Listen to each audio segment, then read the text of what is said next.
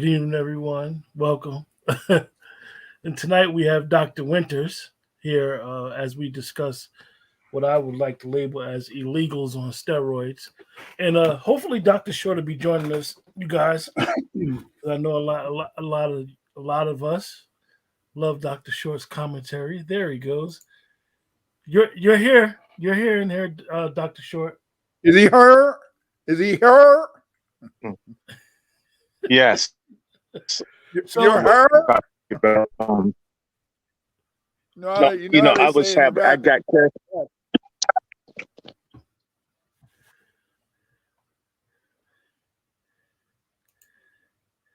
he muted himself. You muted yourself, Dr. Short. Do you follow me on Twitter? Yeah, I saw you tweeting a lot of things just now. Yes, I'm trying to get some stuff going, asking questions like, Black woman, how many abortions is too many? Tell the truth, Black women, which is better in bed? Black men, Black women, women, white women, and women of color. So nobody's votes on that. So I'm trying to get this. Does marijuana, alcohol, or other stimulants make sex more pleasurable? I'm waiting for a vote. How many people do you know that are married or committed relationships that are either having very little sex or none at all? And then it goes like less than 5, up to 15, over 20. Most couples I know.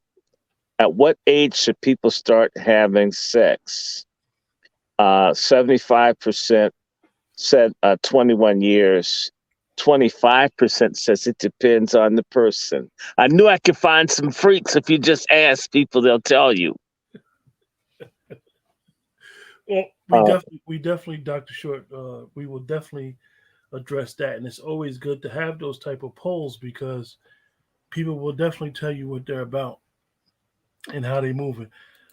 So I'm gonna just bring this one statistic up, and hopefully both doctors can elaborate and explain what is going on. And the question was illegals on steroids, who's the benefit and who's the hurt?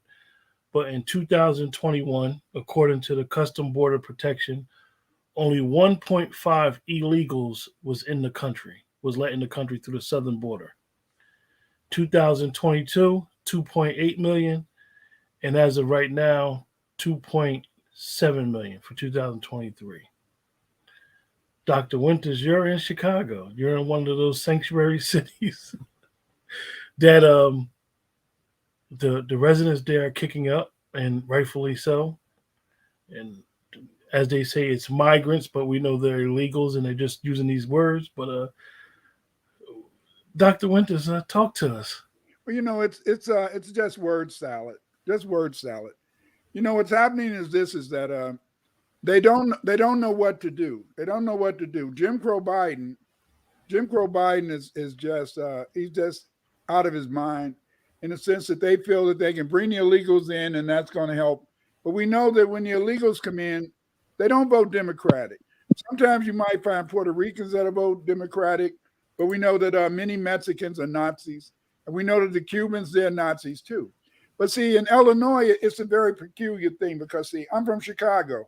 As you know, we don't think like the rest of the Negroes in the country. Chicago is, Carter G. Woodson, the greatest historian in America. Where did he begin his work at? In Chicago. Frances Wilson, where did she come from? Chicago. Amos Wilson, where was he working out at? Chicago. It's something in the water that say, fuck every. I apologize. I apologize. But there's something in the water here that makes us feel a little bit different.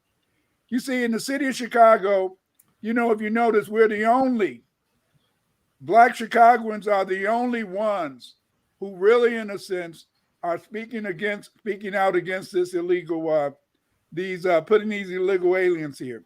What they did is that they put some illegal aliens, left foot, right foot, the former mayor of Chicago. What she did is she put a lot of the illegal immigrants into a school in what we call the Woodlawn neighborhood. And what they found is that many of these illegal aliens were still in the stealing cars and stealing the thing that I forgot. It begins with a C. But they were stealing, in a sense, parts of these cars and selling them. Carburetors. Not carburetors. It's the thing that Catalytic converter. catalytic converters. They were stealing a lot of catalytic converters, and that was disturbing. And these black people was asking them not to bring any more black people, any more of these migrants up here. Then they decided to send to put the migrants into the school called South Shore on the southeast side of Chicago. The southeast side of Chicago was formerly an area where the Jews lived, because many other Jews, they couldn't live in any other, nobody wanted Jews in their neighborhood. So except for Skokie and the southeast side of Chicago, that's where most of your Jews were. And it wasn't that many in Skokie. They were mainly in Evanston, and then they branched out. But see, you have to understand is that in Chicago, we have a very high unemployment rate. Between 2019 and 2021, the unemployment rate in Chicago among black people, the real unemployment rate, according to statistics, between 2019 and 2021 increased from 43.7% to 57.4%. 57.4% for black people ages 20 to 24. Think about that. That means that the vast majority of young Chicagoans are out of work. And yet they got the nerve to bring all of these immigrants in. And now, they're giving them in a sense, green cards. They're trying to give them jobs. They're trying to, produce stuff for them. They're giving them food stamps. They're trying to put them in. They used to try to put them in hotels. But see, what happened is that Mayor Johnson, many people were supporting him, but a lot of people don't support him now because we feel he's more concerned about illegal aliens than us. But the one thing that Mayor Johnson did is that Mayor Johnson, he wasn't like left foot, right foot, kiss my ass foot. You mean dyke foot? Dyke foot. And I remember she said she had the biggest penis in Chicago, and that was she did. She did. I guess that was a hellified clitoris. Don't let it get near me. I mean, she could probably pole vault with that thing. She probably could, because she said it's bigger than everybody else's. But anyway, so when you got 57, that's almost 60 out of every 100 black people 2024 is out of work. And yet they're trying to give these people jobs. They're trying to provide them employment. But see, what they've done is that Mayor Johnson, he started putting the immigrants all over the city, in the white neighborhoods, the Spanish neighborhoods, and nobody want them in their neighborhoods, even the Spanish. I didn't understand for a long time why many Spanish people in Texas, New Mexico, they didn't want those immigrants coming. Now I understand why. You got people coming to Chicago, they're undocumented. We don't know if they were gangbangers. We don't know if they were, we know they're thieves. A lot of guys are prostituting the women. They got the women out there prostituting. And the children. Don't leave it out. And the children. Some of these young people, I'm quite sure, are going to be disappearing soon. And so when you think about the fact that you can have the nerve, and see, what made me very mad about Johnson is the other day, Mayor Johnson got on TV and declared that the illegal immigrants are worse off than black people in Chicago. How can they be worse off than black people in Chicago? With almost 60 out of every 100 black people 20 to 24 is out of work. 9.5% of the people in Illinois, that means 9 out of 5 people in Illinois is out of work, black people, you see. In fact, the unemployment rate across Illinois has increased from 9.5% to 14.5%. That means that 15 out of every 100 black people in the state of Illinois is unemployed. In Chicago, 60% of the black people 2024 is unemployed. What does this mean? What this means is that get these people out the damn city of Chicago.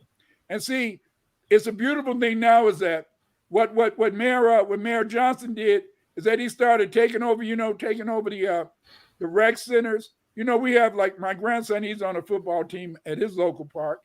And what's happened is that They've taken over the rec centers, you know, where little black kids used to go, in a sense, to play football, basketball, reading, you know, get tutoring.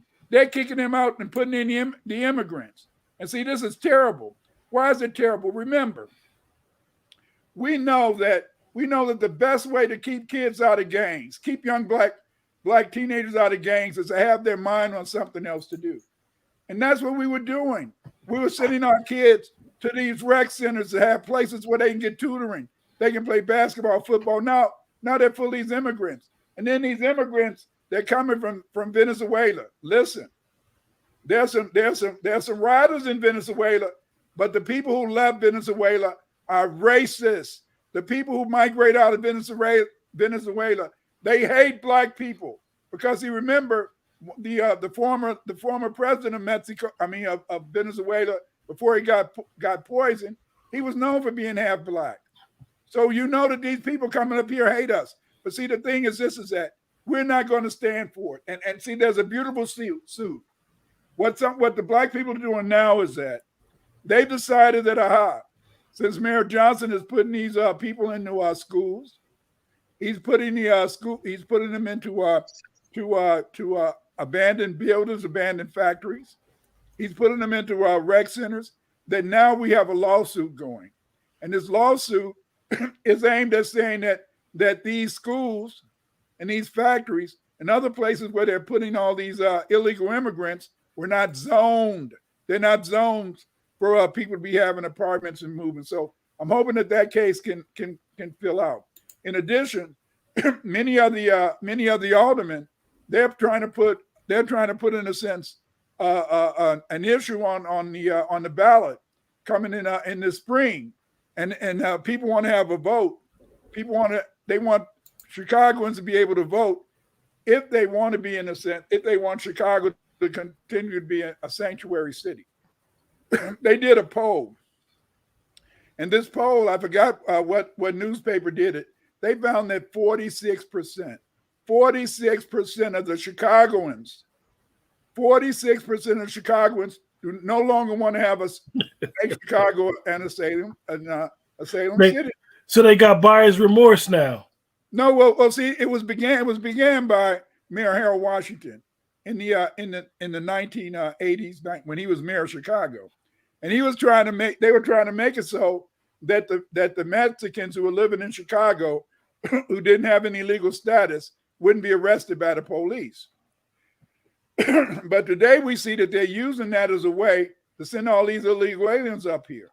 You know, the illegal aliens now, they're out there, you know, jumping on people, fighting people. They're probably raping them. They want to announce on the news. The only reason we know that some of the stuff they're doing is because of the fact that some of the local television stations have been talking to the citizens in the area. In fact, you know, right now, Mayor Johnson, they want to build 10 cities around Chicago. And when you look at these 10 cities, it's a bed at least. It's a bed in a tent separated maybe by 2 feet. Who's going to want to live in there? You can't, there's no privacy, nowhere to shower, you know. And but I don't care, because see, I really feel that they should send them back. I love mankind. I love people, but it's too many people out of work in Chicago. You see, it's too many people out of work. We got gang banging in Chicago. We're not trying to run down. We're not trying to flee down to Mexico or flee to Canada. We're trying to fight for ourselves here. And see, that's the problem, is that these people, these tethers, they come from all these places. You know, I heard one lady, she was from Venezuela. She said, "Where's my food stamp? Where's my hotel room?" You know, they feel that they should be given something. No, we have to get them out. They should be given something, a trip back home. That's what they're doing. You know, Mayor, Biden, you know, he been sending out the Haitians every day. Every time he found a Haitian, he said, "Nigga, get your ass out of here." So he been sending them back to Haiti. Yesterday, he said he's going to start sending back all the Venezuelans that came to the United States after July 31st. Come and get That's too late. They need to go back to January 6th. They should. 2020. Yeah, And 2021. Yeah, get out. Listen, at first we only had, in a sense, a lot of illegal aliens in the police stations. You know, my daughter, she's a police officer, and she says it's very terrible. These people in there trying to sleep, trying to cook. You know, some of them young women trying to sell a little ass. You know, stop it, Clyde. And you know what? You know they're gonna make it to the evidence room. Then they're gonna have a fiesta. See, Jose. Go home. Take your ass home. Before one more thing before we start. Now they're sending illegal aliens from Denver, Colorado. And do you know what they're doing? The authorities in Denver, Colorado are sending illegal aliens to Chicago by airplane. And now they're sleeping at the airport, O'Hare Airport. Before Dr. Short goes, Dr. Winters, I know that you mentioned unemployment. in your studies of being our history savant, or our doctor in history, does unemployment correlate to crime? Unemployment, it doesn't in a way correlate to crime. Let me explain to you why. The Republicans, they keep talking about all the crime rate increasing. But see, when you have a high unemployment rate, remember, most of the people who are out there robbing, these are stick-up men. Stick-up men do not associate stick-up men with gangbangers. A gangbanger, he's usually involved in some sort of gang activity. He may in a sense have some type of beef with somebody in another gang. But a stick-up man is a person, or these are people who can belong to multiple gangs, but what they do is that they specialize in sticking up people. Okay, this is what happened. Most of your stick-up people, yes, it would be a tendency for them to commit crimes, because you have to understand, I taught at county jail for about 4 years back in the 90s. I learned that the average stick-up man, what he would do is that he would get in his car. He could get in his car and he could drive all the way from Chicago into the suburbs, Elgin, all those type of places. And what he would do is that, so they can rob all type of places and not just in the neighborhood. So we always assume that when there's high unemployment, there's going to be a high crime rate in the neighborhood. There's not going to be a high crime rate in the neighborhood because there's nobody to rob. That's one of the reasons why now you don't find a lot of stick-ups. There's not that many stick-ups in Chicago. A few on the north side, but it's not as many as it used to be. But what you're finding is a lot of carjacking. They're waiting for people when they go to the gas station, and then they're jacking their cars. Because why do you think there's a lot of carjacking? Oh, money. Those cars go to Mexico. They get shipped in containers and get sent out the country. But not only that, but see, they know that if they jack a car, that driver must have some money because he's coming to get gas. Yes, and so then that's why you find, and what we're finding, I was really surprised when I was teaching at county jail, that a lot of these people who steal cars, they're about 14 years old. But see, it's very hard to steal cars now. I think except for Hyundais or some, not Hyundai. It's the Hyundai. It's the Hyundai. Yeah, they're the only cars that you can hardly steal, because most cars, are push button, got a push button key in your pocket. So people can't really steal the cars. And even when they hijack the cars, they find the cars later. And a lot of times, in the sense, after they find the cars, they'll find the car and then maybe stripped a little bit, because they're getting, just like what Dr. Short said, they're getting these catalytic converters. And those catalytic converters cost a lot of money. And that's one of the things that made people so mad, made people very mad at the fact that Lightfoot, left foot, big dick, Dykefoot was putting all these people in the black community, and they were stealing catalytic converters. So all we can do is hope and pray. But now just to think that they've got them sleeping at the airport, see, and the thing is, this is that to me, all you need to do is that when they come up here, and with a put them on a bus and send their asses back. See, you know, I mean, that's what I would do, because see, listen, there's no way when you got 60%, when you got 60% of the young black people in Chicago without a job. A lot of black people want to work.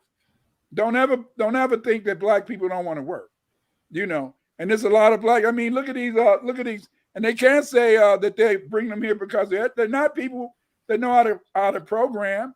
They're not doctors, nurses, all that type of ish. These are just people coming here, and I mean, we can do the same job, but they want to get a job to that illegal alien. See, those are good, fine people. But you know what they found out? This is interesting. They found out that while everybody was looking at them bringing in the illegal Venezuelans, they had also slipped in 100,000 Ukrainians, and the Ukrainians was getting food stamps, they were getting jobs. People were giving them jobs as soon as they got here, and they was also getting Social Security.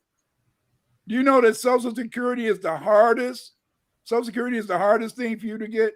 Everybody who applies for Social Security is usually declined the first time, and you had to get a lawyer. But they're giving them Social Security, and they're paying their pensions over here.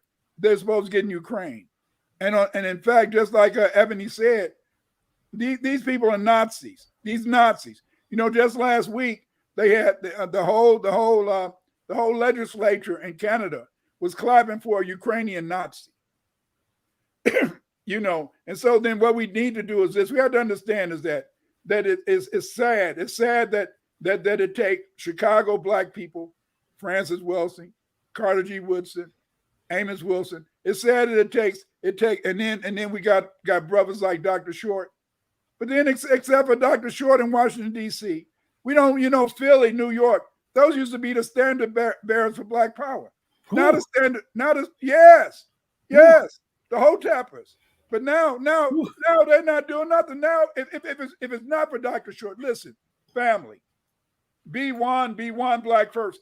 If it wasn't for Dr. Short being on this platform, being with the 1B, Afro Elite, you know, you wouldn't be getting any knowledge and information about what's going on in these politics in this country.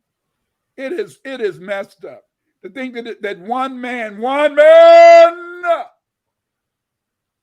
has to break it down. Dr. Short, break it down. Come on now. I think he's overrating me. I'm average. I'm of average intelligence. You wear a size 13 shoe. Hey, Dr. Winters. Yes. Before Dr. Short starts, I didn't even get a chance to tell you earlier when we talked. Dr. Short has been advising me on my cat. I've been having an issue with my cat. Oh, yeah. He's been hiding from me. He's been jumped on desks around the house.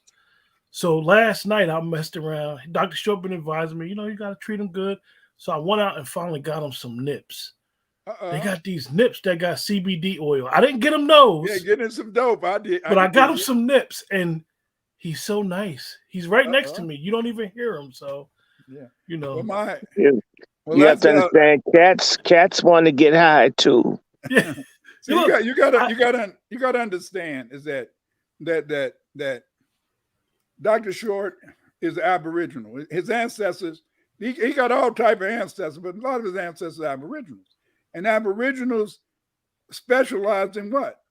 Growing the three sisters: corn, squash, and beans, and how to talk to animals.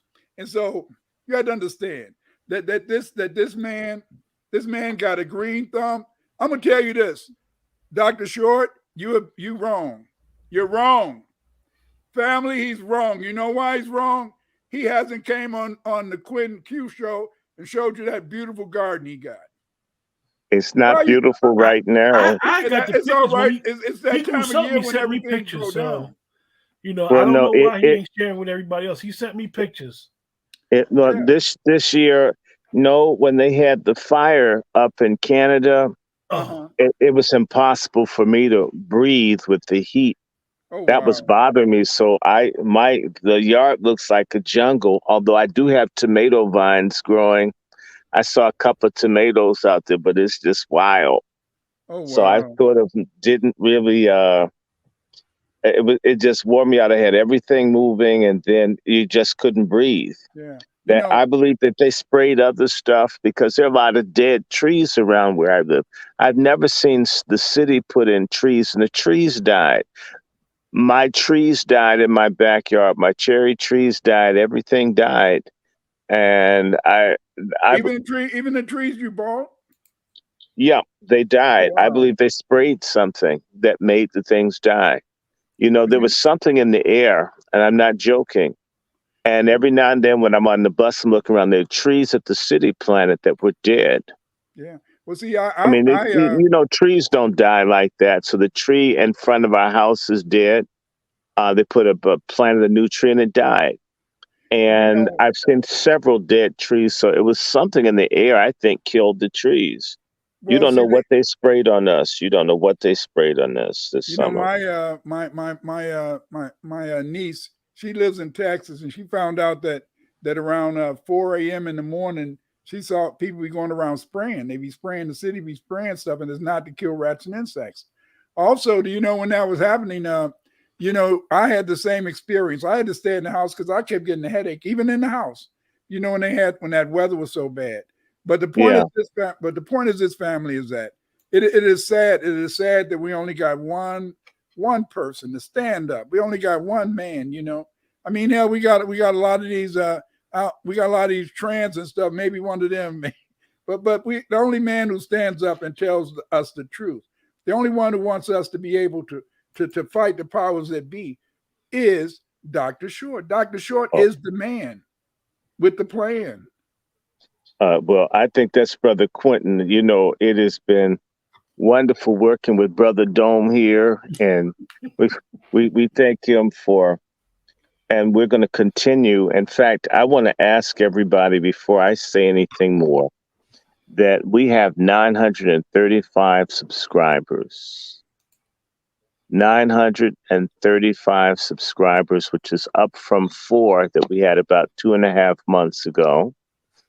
And we need 65 people to step up and push this channel. There are about 50 people watching. If you haven't subscribed, we want to get this. It may be 950, but when I checked, it was 935. We would like to see this channel get to 1,000 because I am literally preparing. I believe I'm going to launch on Sunday, or I may even do something tonight or tomorrow, just to get the Angry Black Men's book club moving. But I had made a promise to this man to help him get 1,000 people. I don't know if you had 1,000 on your old channel, did you? Oh yeah, I did. Okay, well, we need to get you back to the 1,000. I remember how I had to struggle to get to the 1,000. People come and listen and wouldn't watch. I'm thinking, what the hell? What is that? What is that about? They'll go to a channel where people insult them, don't say anything. But you need like 65 people. Actually, 100 people should sign up. You aren't charging anything, and then everybody should like this. And Dr. Short, it's funny you said that because when I got the phone earlier with you, I actually looked into what I was telling you about the webinar. Yes. It's 250 people. So it may be 250 not lucky, but fortunate B1 family members that will be part of a webinar that we're trying to put together. Right. And we're going to have Dr. Winters be part of that too. And we'll get other people, and because we're going to cross-pollinate. I want to continue to work with this channel. It's nice. And I want to see if there's a way to bring various people together, because we have a new Black media, so people say, but it could be more integrated. It is really nice working with this brother and working with Dr. Winters, because you're not supposed to do these things. Hey, how you doing, Brother Craig in California? How you doing? We really do need to work together, because You can't do it all by yourself. And a lot of the people that you see with the greater reach on their channel, it's not one person. That's a person with a whole team of people that's helping them get this stuff out. We need something on the East Coast akin to what you're seeing out of Los Angeles. Los Angeles has a strong contingency of people doing social media and doing it well. I'm not criticizing, but on the East Coast, where we have a far larger Black population, we really need to be doing more stuff unified from all along this megalopolis, all the way down to Jacksonville, and then going west all the way to Chicago. We need to have that and have a network that's like a T, what that goes like a long one, and then this one that goes out west, and that touches, I guess, St. Louis as well, and begin to collaborate because the news isn't being shared. I wouldn't know anything about the young girl getting her nose cut off in Chicago without Professor Black Truth. They're not covering. The news is becoming, it's always been jacked up, but it's gotten so dishonest these days until they're just deciding not to even cover anything that relates to Black folks. We need something so information can move. And I'm going to go somewhere else. And I'm going to keep saying this, and I'm not attacking anyone, but it's an observation. There can be major news happening with Black people. And our existing new Black media people are distracted by other things. Maybe they want to talk about celebrities or sports or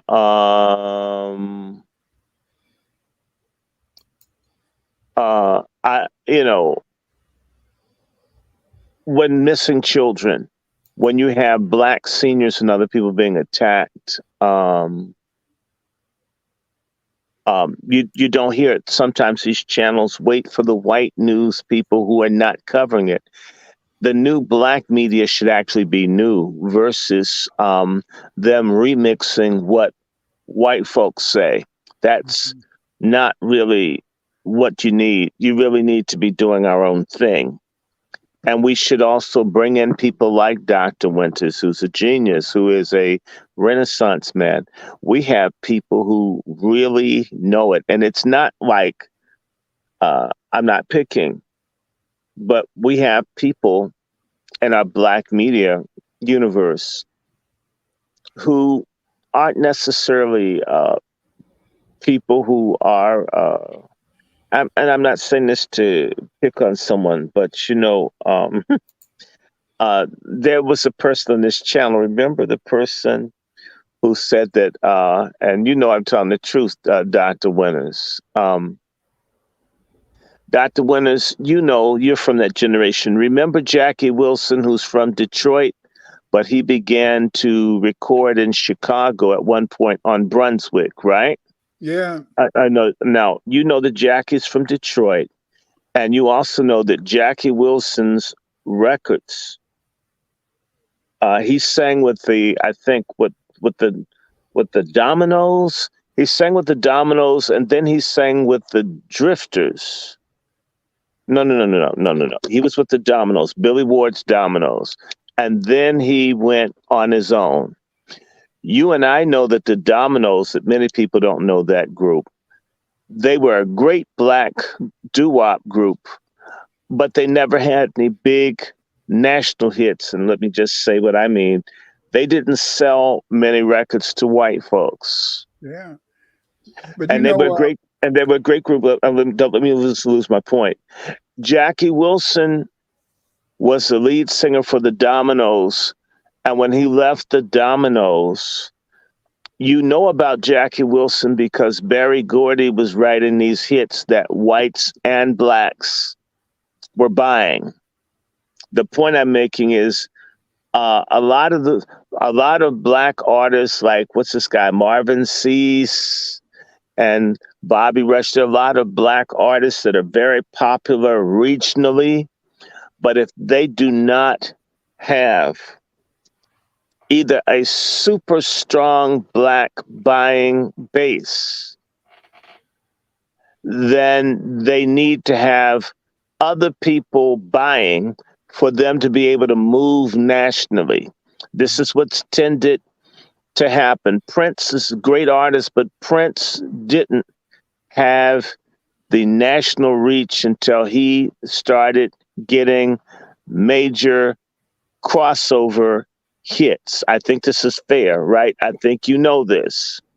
Little Red Corvette and I'm So Delirious and stuff like that, 1999, until he had that, no matter how well Prince was doing with a Black audience, he wasn't getting the love nationally until he got crossover. Now, what I'm saying is the same applies for comedians. The reason you know about Dick Gregory And Bill Cosby. and Bill Cosby is because of the Playboy Club, white owned.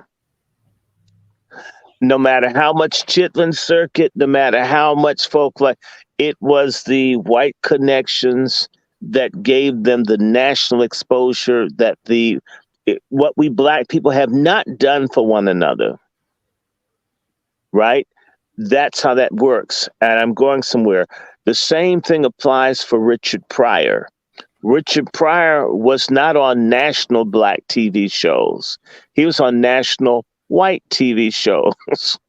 We didn't have any. We didn't have any. Right, Black shows back we then. didn't have any. But you know what? I'm responding to one of the comments in your show. The guy was saying that when I made a comment that white people are what made Richard Pryor famous and bought most of Richard Pryor's records, and he denied it, but he couldn't spell Richard Pryor's name. He called him Richard Pies. Yeah. I mean, you mean, who do you think would know more? Me, who has some idea about how his name is spelled properly, or the person's opinion that can't spell his name right at all? And there's a mindset in a lot of our folks of my feelings, my opinions are equal to or relative to what's factual, what is so.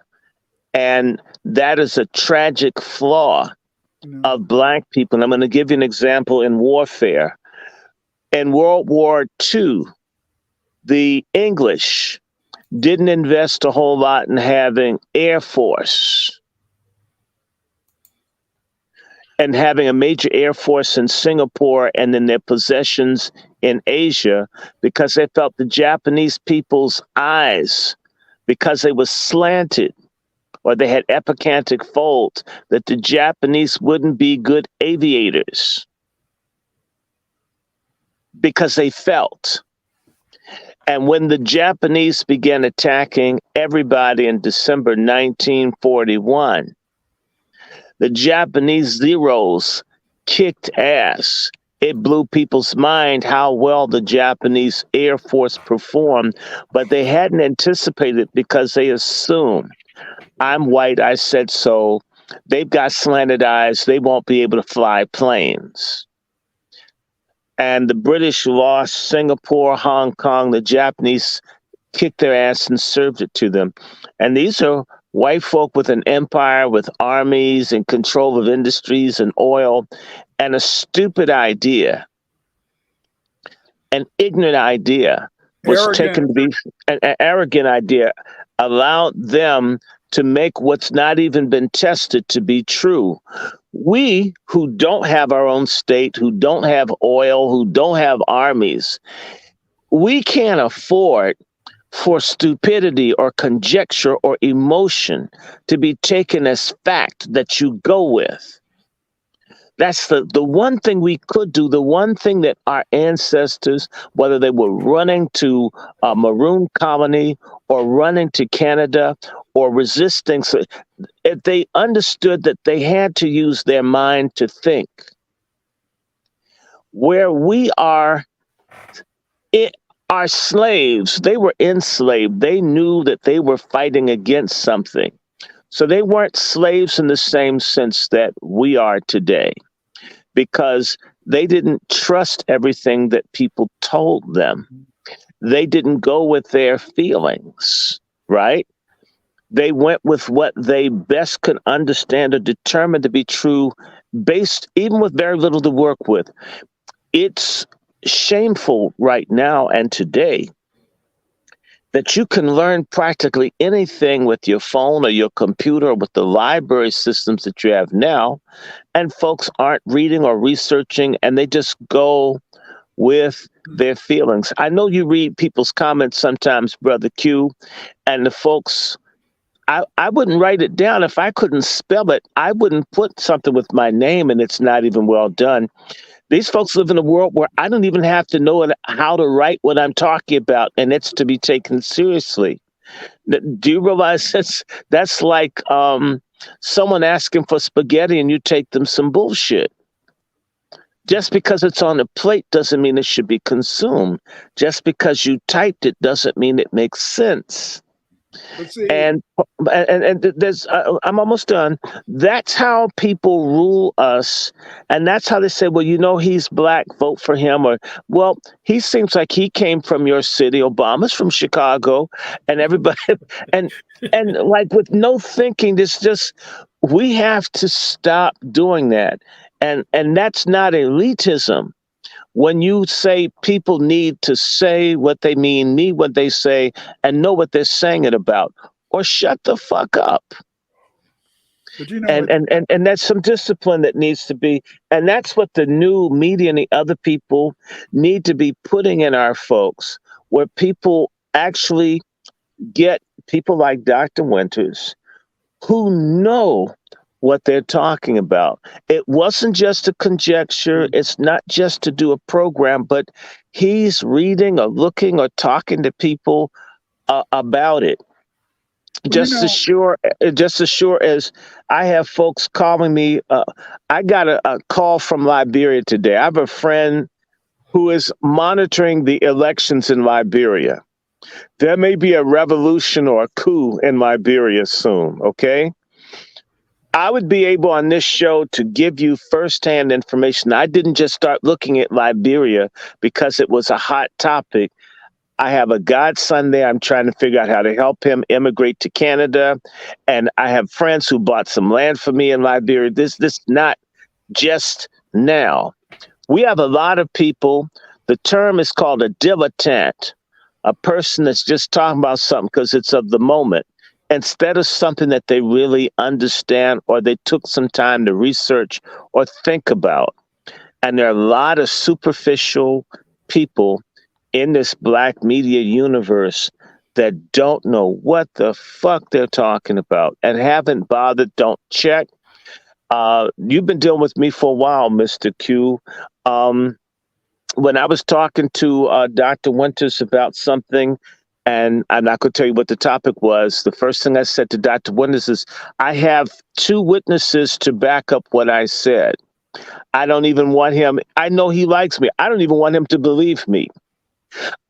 I want to be able to verify it before I say it.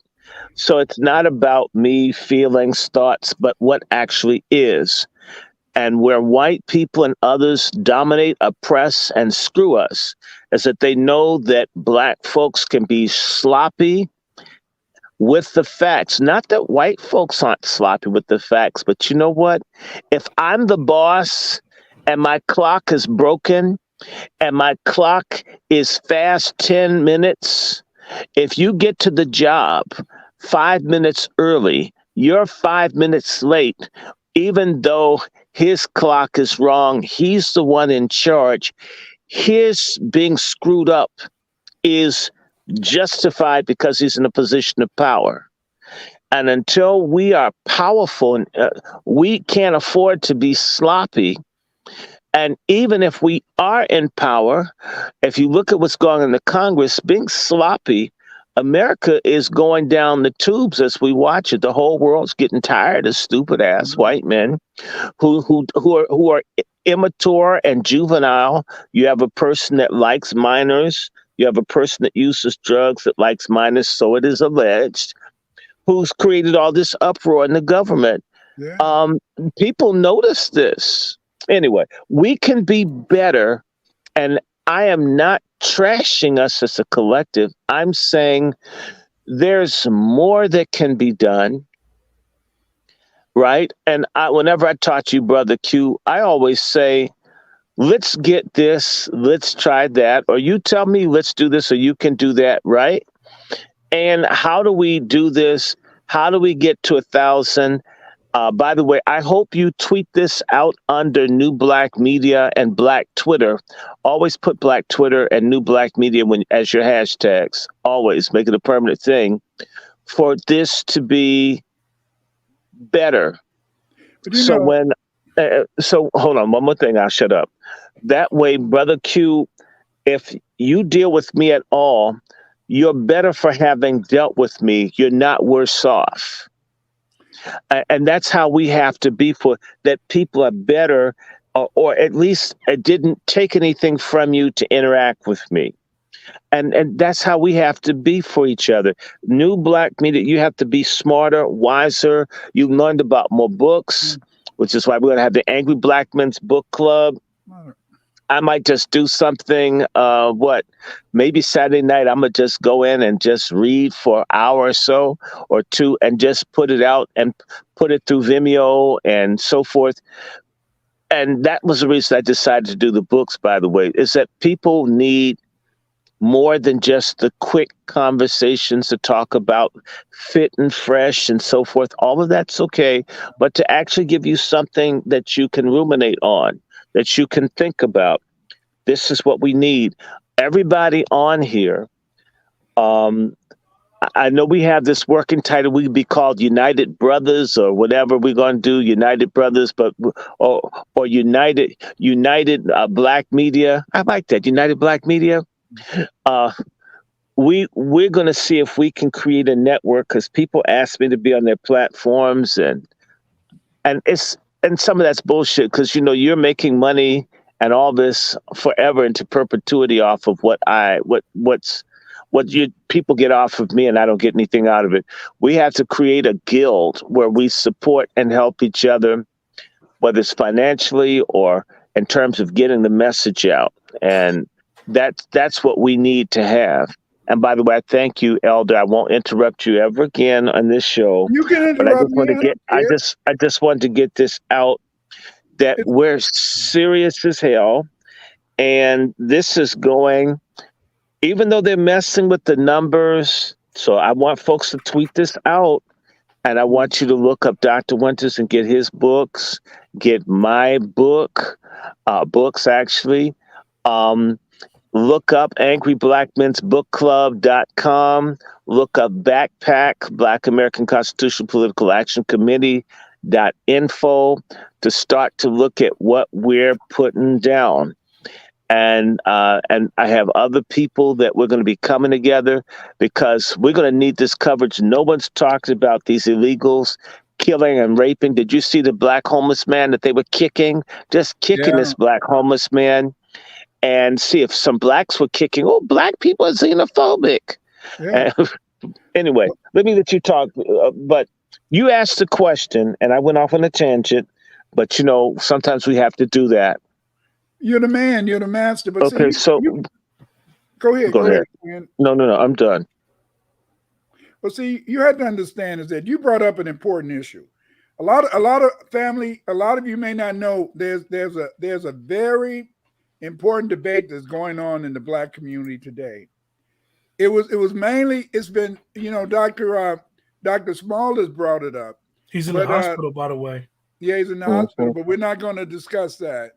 But anyway, we lost the show last time we talked about that particular thing. Hopefully he gets out. That's we're not talking about that. Yeah. But to get back to what I was saying, Dr. Small, last week, I don't know if you guys have ever heard, it's a site called 363, and on Magic 363, they have a lot of important issues. They deal with metaphysical and the so-called community, and so they had a very poignant talk.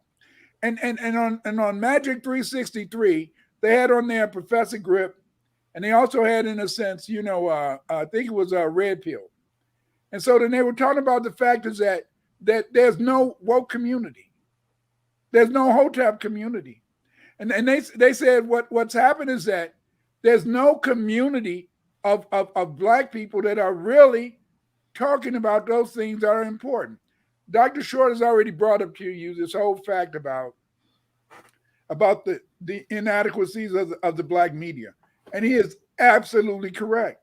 And one of the things that limits the new Black media is that the new Black media is dependent upon people sending them information on Twitter, Facebook.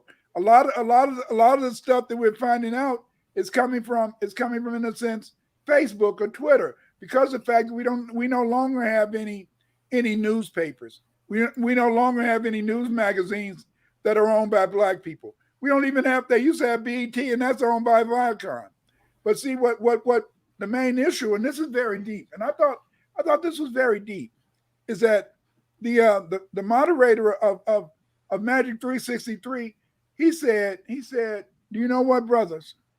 He said that it's very hard for me to get more than one person to come on my show instead of you guys. He said, there you are, Red Pill, Professor Griff, because he says that, and this is deep, he said that many Black people will not collaborate. That's deep. See, but look at here. Look at what Q's done. Q has brought on his show 2 doctors, Dr. Short and Dr. Winters. And see, both of us, we're not fake doctors like Renoka Rashidi and some of the others saying they're doctors. They don't really have a doctorate degree. But see, what does Quinn show you? What Q shows you is that he shows you that you can find some people to collaborate. We're collaborating. We're bringing our skills here. I'm not going to tell a lie. I know a lot of history stuff, but when it comes to politics, I got to give it to the man with the plan, and that's Dr. Short. See, but that whole idea that we won't collaborate, we can't get 2 people. That's one of the reasons why. Okay, you'll see Tariq Nasheed celebrate Professor Black and the Black Authority, and they'll come to me, but they won't bring up anybody else. And what does that mean? What that means, in a sense, is that a lot of people aren't being exposed to the other Black media, like what's taking place on this channel. You see? And see, that's because the fact is that, as Dr. Short brought up, is that we fail to want to collaborate. We fail to want to put each other together. You know, back in, I did a paper years ago, and I did a paper on the Black media, and it used to be a guild. It used to be a guild, and where Black newspapers around the country would send messages among each other. Let every other city, Philadelphia, Chicago, they would send news to these different Black newspapers so we could be attuned of anything. We're not attuned of anything. It is very pathetic. Look. It is so sad that unless it's Dr. Short, name one of the members of the Black media who's really dealing with the economic situation that we're involved in today. They're not talking about the fact that the dollar's in decline.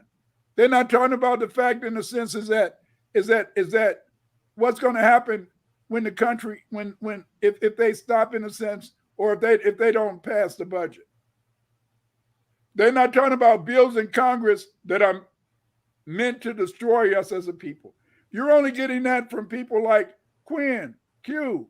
See, Q, he's bringing on here Dr. Short and others to bring the statistics. Tonight, when we're talking about illegals on steroids, we didn't just talk off of, I got an opinion. I got a feeling. You brought you statistics. I brought you statistics. It's about as Dr. Short said, it's giving our people reliable information that they can use to grow on, that they can use, in a sense, to move forward. You see, you can't be B1. You can't be B1 unless you're aware of what's going on. And what they're trying to do is They're trying to make sure that you don't know. I didn't find out until I was listening to Willie D the other day about the black woman. It was a black woman down in, I think it was in Florida. She was in Florida. They found her car about a block or two away from her house. Oh, the woman that was hung. Yeah, the car was set on She was fire. hung in Orlando, the Orlando area. Yeah. Orlando. And so then her car was burnt up. Then they found her partially nude, hanging from a tree, with wounds on her, and yet they said that she committed suicide. Yes. And this is very terrible, because the fact is that I wouldn't have known about that except Willie D brought it up. But they don't want to include Willie D in the new black media. One of the things, Dr. Winters, and it's just my observation. Go ahead. And you got, both of you are my elders, even though Dr. Short's only a couple of years older than myself. But I don't call myself an elder. He's a senior citizen. But our birthdays are very close, so probably 2024. I might have to get down to DC and we might go out for our birthdays and celebrate. Yes, I don't celebrate my birthday though, but I'll do that with him. But anyway, one of the things I noticed, Dr. Winters, is I have a very, very good female friend who I grew up with. And she has a phrase that she says, and it's the truth. Black trauma is big business. Yeah. Everybody makes money off of black trauma. Even our own people. I say that to say that as long as you have a narrative that you can continue to sell to black people, they will keep buying that narrative, And they'll wind up, as Denzel Washington said in one of his videos, they'll be doing a lot of movement, but they'll be in the same place.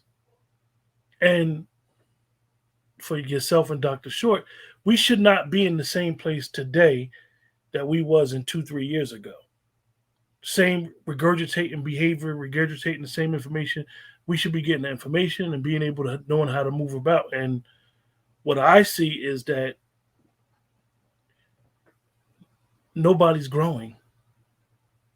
It's about keeping people juvenile. Mm-hmm. And that's why I'm saying, that's why I brought up the guy talking about Richard Pies. I mean, I'm thinking, you really think you know about the man, and you don't even have his name right. I mean, that should let you know that you don't know what the hell you're talking about. And you're a grown man. And by the way, he made a comment. I come off like some kind of asinine elitist. I'm elitist because I actually know the name of the subject. Because all I did was, when he wrote Richard Pies, I wrote Pryor, spelt Pryor with the question mark, and he got offended that I corrected him.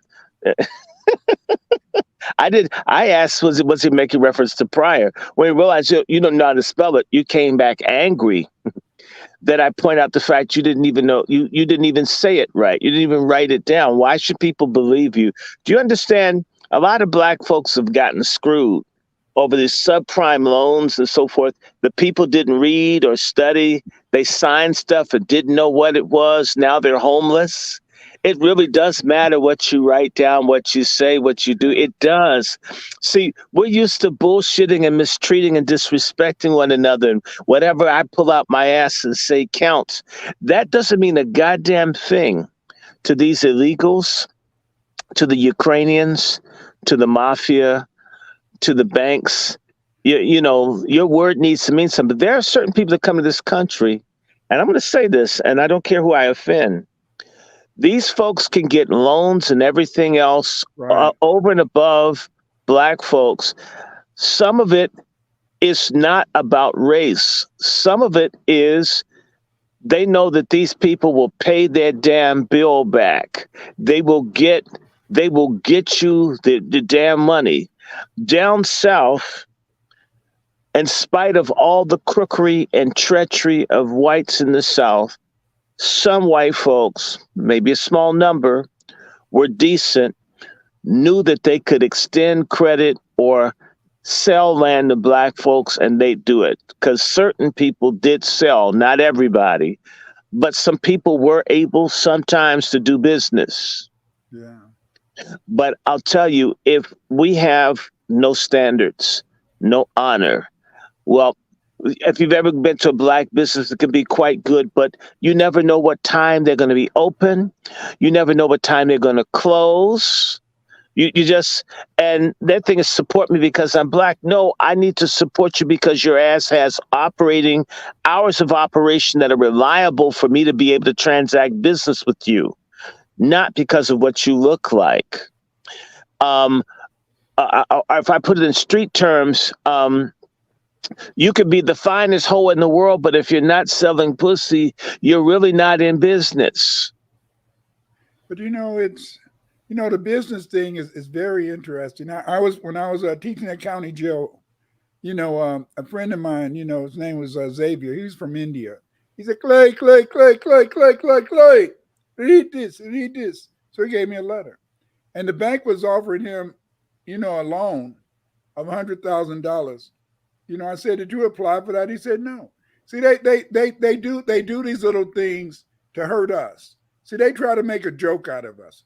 And what I mean by they try to make a joke out of us is that they always want to make you feel, in a sense, that you're not working hard enough to get anything out of life. That's correct. They always want to make you feel, in the sense, is that you can't, you're not going to be successful. That's one of the reasons why. Look at if Obama would have ran for president, and if Oprah wouldn't have supported him, nobody would ever known about Obama. But since Oprah was in a sense, Oprah was supposed to be loved by white folks. Then the white folks said, if Oprah says she okay, he okay. See, that man was not a worker in Chicago. He didn't do shit in Chicago. Nothing. Well, Nothing. he did bathhouses. Well, I don't know about that because we do. Oh, yeah, you do. No, yeah, I you don't. do. No, I don't. That's for those people that moved to the north side in Chicago. He did Boys Town, and he did Donald Young. There's a lot of things he did. Well, he did that chef. He did that chef that was floating with his head cracked open, naked, floating in the water. And there's a lot of stuff that Obama's done. But we see that what Oprah did for Obama. We see that in our community. That's one of the biggest issues, is that you'll see somebody that won't acknowledge somebody that's on the come up, or as they say, a kingmaker, what Clyburn did. This is what happens in our community. This is why people join certain organizations, so they can be affiliated with people, so they can advance longer in life. Back in you're talking about the secret societies, the Masons, and the reason being, we have, the term is used. Come on, Dr. Winters. It's called reciprocal bonding and non-reciprocal bonding. Right. And you and I are engaged. We're all engaged in something very healthy called reciprocal bonding. In fact, everybody got excited about what happened on the docks of Montgomery, Alabama, but that's reciprocal bonding. God bless the chair. You can't. If someone fights against you, they're fighting against me. We're fighting against them, because I'm not going to let anyone do anything to you that I don't want done to me. We don't have enough of that. Everybody enjoyed that, but we enjoyed that moment, but we haven't applied that we're going to do for one another. And it's not out of hatred of anybody, because that's one thing that we will not do. Remember, you said you love humanity, and I make it very plain to people. Brother Q, I just came through a month of seasonal affect disorder, because I'm about 15% Scandinavian, unfortunately or fortunately. And when the weather changes, my ass is depressed for a couple of weeks. I mean, I wish I were 100% black so this thing wouldn't happen to me, but I'm not 100% black. So I don't hate nobody. And every year I get reminded that I'm not all black, whether I like it or not, by being having bad moods and stuff for a couple of Oh, weeks. you might not So get your full check, Dr. Short. so yeah, yeah. So I don't hate nobody. I'm not trying to get anybody hate anybody, but we have to see ourselves as a people, work together as a people, support one another. It's not everybody, but those that will do. So But you see, had black Wall Streets all over America. People used to work together. We really can they, do this, they and I'm almost done. If we work together to support each other, it does two things. It makes people leery of bothering us because they will deal with collective rage versus individual rage. They will deal with institutional and collective rage versus individual rage. Then people won't bother you. And at the same time, other people who may not mind working with you do. There are other ethnic groups where individuals work with one another. So that means there may be some people, some tethers, or something else that you can work with when they see this cooperation amongst us. And we have to do that. By the way, when the illegals and other people come in, I worked with illegals for 9 years, and they studied and they recognized the lack of cooperation and collaboration among, in particular, I'm gonna just say it, black men. Black men are too damn catty. We have to stop. And I'm seeing a cattiness in the new black media. I see competition. I see someone like Brother Raheem. That there's no reason for us to have to go begging for a brother if they're being attacked, that we would do something. Look, I don't have that much, but I gave, and I went and got my friends to give. Don't let them put this brother in jail. I went to everybody. I called raise hell. No. Now I'm a nobody. I don't have a whole lot, but something could be done. Even I could do a little bit for this guy. And so let him know, brother, I'm nobody major, but I'm not big like these other people. I'm not even really doing a platform, but I'm going to go to everybody that I do know and tell them, don't let this man be the but victim see, of injustice. Didn't we talk about that, Brother Q? I went everywhere. Miss everybody, don't, do not, it was, I put it everywhere I could. Do something for this man. We don't allow this to happen to us. Don't send people a message that you can attack significant people in our community, because if they can attack a significant person, they will definitely attack marginal persons. see, but that's one of the reasons why we have to see. People make a big mistake, and when people make a big mistake, is that they're always looking for the abundance. I remember in 1979, WVON used to be the main talk radio in Chicago. So one night I said, we need a Mau Mau movement. And he said, oh, young man, don't do that. I'm in my 20s. I said, we need a Mau Mau movement. And we should take this Mau Mau movement and we should get everybody's, behind who's not really trying to fight and stand up for the people. And he said, well, thank you, young man, but I'm going to have to get you off this phone because we don't need no Mau Mau. But see, that's the whole point, is that it doesn't take a lot. And see, we make a big mistake in the sense is that we're waiting for the entire group to get together. We're waiting for the entire platform. Just like me, I've written a lot of articles on genetics of the Aboriginal Black people, and so what you find in a sense is that many people who are going to the Western Hemisphere Court, going to the Court of the Americas, they use my articles to try to advocate for Aboriginal Black people to get their in a sense, to try to get reparations. Now look, the usual person who writes a genetics article, he usually gets a grant of maybe $200,000 or $300,000 from the government, and part of that they give you about $2,500 so you can publish it. And so then a lot of white people hate me because they can't understand how an Afrocentric brother, a well-known Afrocentric brother, Dr. Clyde Winters, can get articles published in peer-reviewed journals talking about Black people carrying genetics or genes that are Aboriginal, you see. But the point, what I'm trying to say is that if I would have waited to get a grant from Europeans, if I would have waited to be at some big university, if I had waited for somebody to do something for me, I wouldn't have got those articles published, and they wouldn't be able to use my articles in court, in law, to discuss the factors that we do have, in a sense, an Aboriginal order. See, it's one thing to say Aboriginal. It's one thing, in a sense, to be able to go and get some of the historical evidence. But people haven't even touched the historical evidence. But see, what I did is that I started looking at the genetic evidence to show that there's a relevance. What I'm trying to say is this, family, is that you as an individual, you have to fight. What did Dr. Short say? Dr. Short said he's not a man of means.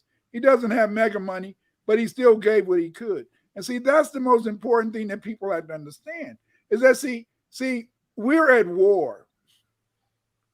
I repeat, we're at war. And when you're a foundational Black American or a Black person, period, you're fighting two wars.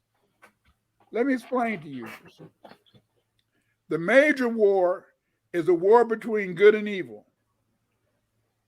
Since there's a major war between good and evil, and then there's a war between Black and white people, but the war that should concern you the most is the war between good and evil. See, you have to choose a side.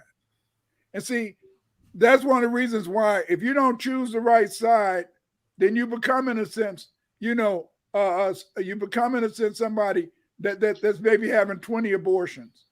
You become somebody, in a sense, who's being a coon, who's being a coconut. See, those things are not learned. Those things come from the fact that people don't understand there's a war. You got to choose good and evil. A lot of people say, Dr. Winters, what about the fact, in a sense, slavery? God don't exist. What did you say? Dr. Winters, God don't exist. Don't give me that bullshit. God don't exist. And they'll say God doesn't exist because he allowed Black people, in a sense, in America to be enslaved for over 400 years, you see.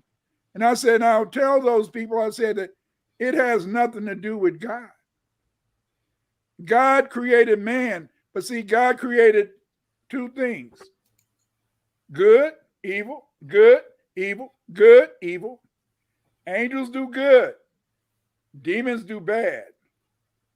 But what did he do with mankind?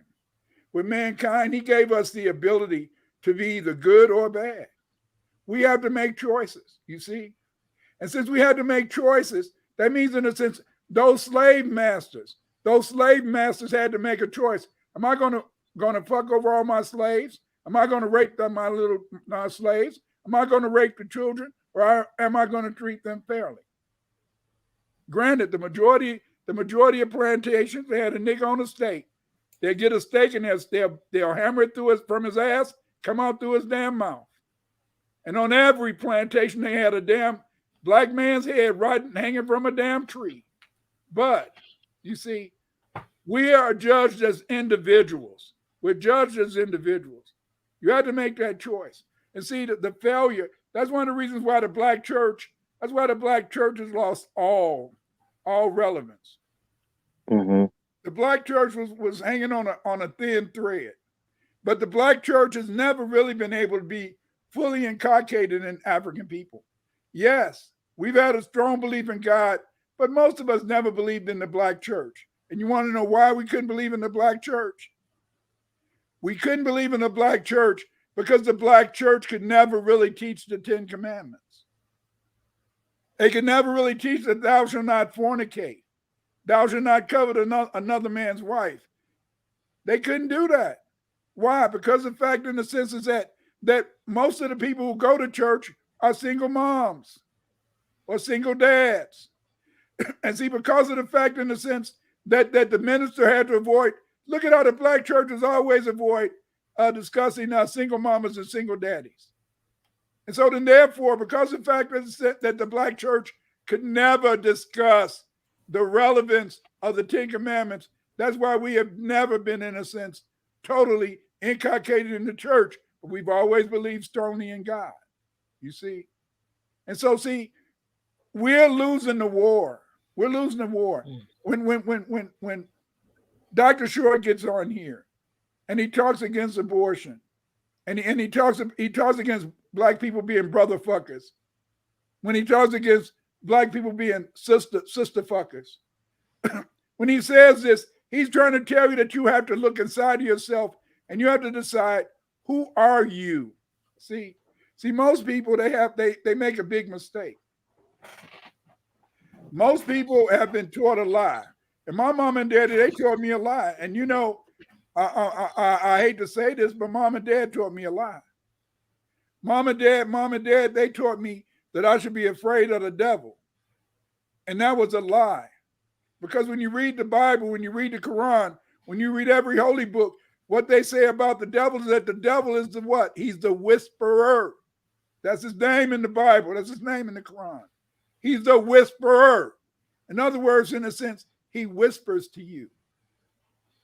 But see, you follow negativity, not because of his whisper to you, but you follow negativity because of the fact that we have a good side and a bad side.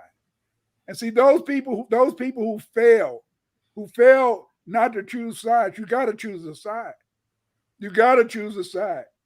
I choose a side of righteousness. When I deciphered the Indus Valley writing, when I deciphered the Indus Valley writing, what I found is this. I found that all of these seals, millions of seals that they found, these seals talk about three things. Goodness. What the is goodness? See, because the fact is this, is that you have to think, I'm not talking about waiting for the by and by. I'm not talking about waiting for heaven or the great beyond. What I'm talking about is this, is that if you make the right choice, you see, if you remember that you got a good side and a bad side, then that means in a sense that you'll understand that some of the things you do, they make you a brother fucker, a sister fucker. You're doing that because the fact is that you're making that choice. You have to fight that war. And sadly, we're losing that war. You got to fight the war between good and evil. If you can't fight that war and choose a side, you sure in the hell can't choose a side in the war between black and white. See? This is it. Look at all these people. As I said, they said on 363, Magic 363, the brother said he cannot get two black people on the same show. That just shows that Quinn Q, he must be a master moderator. No, it's funny you said that, and shout out to Brother Rich, because I know exactly what you're talking about. I grew up in northern New Jersey, close proximity to where most of them brothers congregate, definitely from the New York area. I know Red Pill is actually in Atlanta, so I don't know. I don't know what to say about that. I don't know.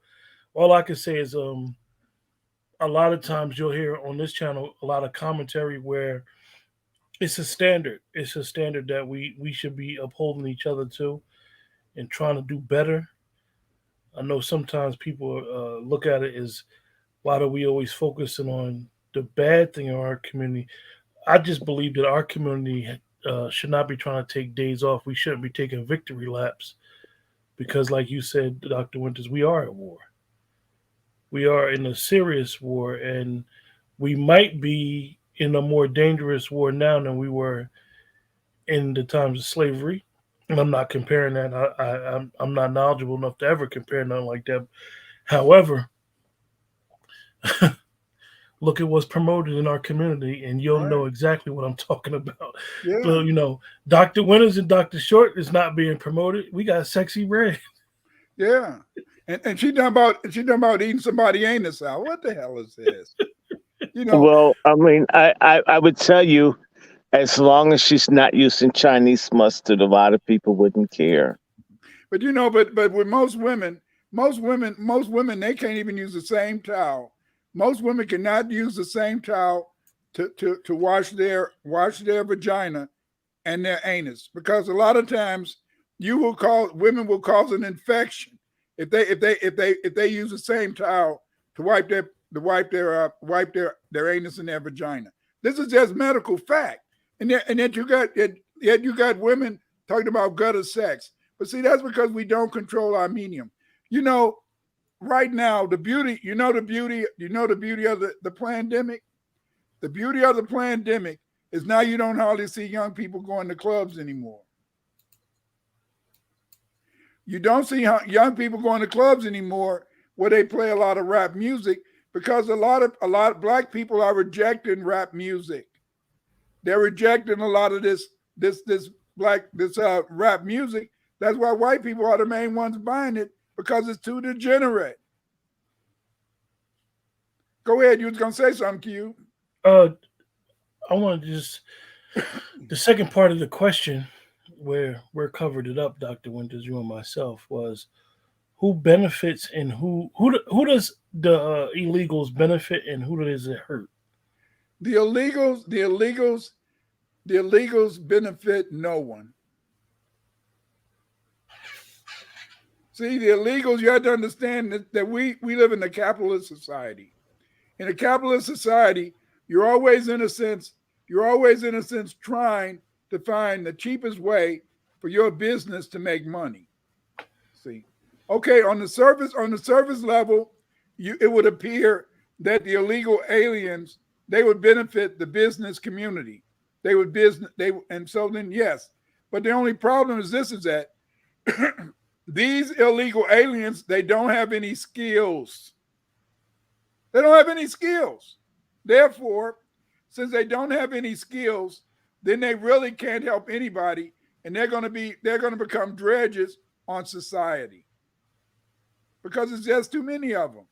See, if they were bringing in illegal aliens who had skills, maybe as computer scientists, computer programmers, maybe if they were bringing in, carpenters, pipe fitters, but in the long run, they benefit nothing. And in the end, you're going to find a lot of them running back. See, the only people that understand how to live in America is the foundational Black American. And the foundational Black American knows how to live in America, because we know every time you look up, they're coming to put a foot up our ass. And because they're coming to put a foot up our ass, we have to be constantly thinking of new ways to overcome those people. There are Black Wall Streets now, you see. There's a lot of black people are making money off multiple incomes. A lot of black people are into crypto. Some black people, in a sense, have even moved in the stock market. And they've been making money in the stock market, and they've been making money on crypto. Why? They've been able to make this money because of the fact that nobody has to see their face. Now, as soon as they find out you're black, they may not, in a sense, support you.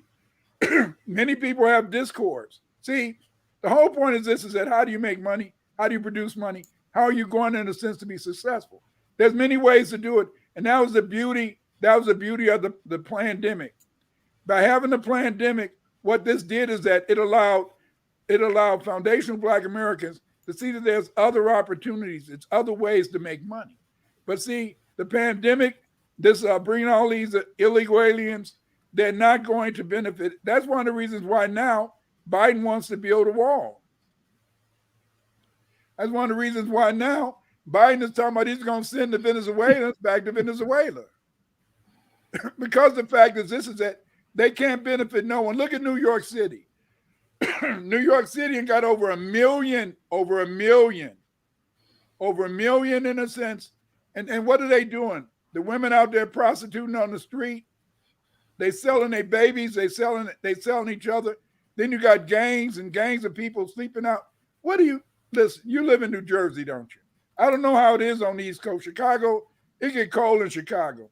But can you imagine what's going to happen with all those aliens? I mean, all those illegal aliens. Illegals. Those hotels.